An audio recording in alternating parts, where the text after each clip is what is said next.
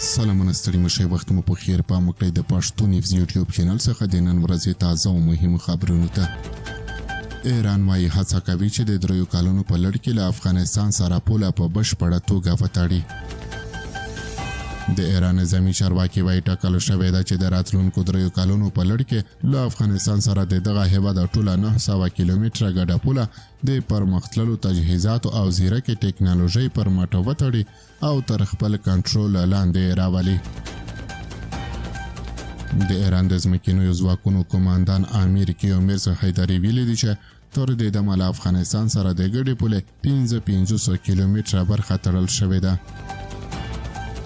ښاغلي حیدري په دې هکله ویلي موږ د اسلامي جمهوري نظام د ساتنې لپاره هڅه کوو چې د ټکنالوژۍ پر وروستي حد باندې ولاړ سرحدي بندیز رامنځته کړو.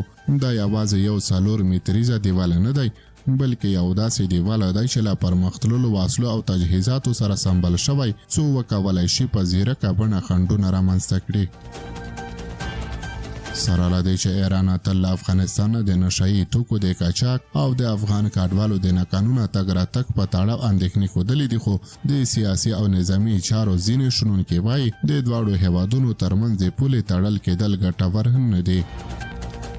د سیاسي چارو شنونکی فضل الرحمن اوریا په دې هکله وایي هیڅ کله دیوالونه او خنډونه نه دي توانېدلي چې حکومتونه خوندي وساتي، بلکې له خلکو او ګاونډیو هیوادونو سره ښې اړیکې د تلپاتې امنیت تضمین دی.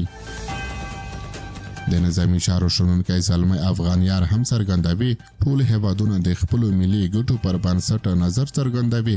د پولو بندول هغه مسله ده چې په دوی پورې اړه لري، خو هیله لرم چې د سرحدي نښتو لپاره یو حل لاره پیدا شي، د کډوالۍ کړکېچ چې سیاسي نه کړي او پر حکومت ډېر فشار وارد نه کړي. څه هم د افغانستان اسلامي امارت تر اوسه په دې اړه تازه څه نه دی ویلي، خو تر دې وړاندې د نیمروز والي له تلو نیوز سره په ځانګړي مرکه کې ویلي و چې د پولو ساتنه د هر هیواد مشروع حق دی، خو د نړیوالو اصولو رعایت هم یو مهم امر دی.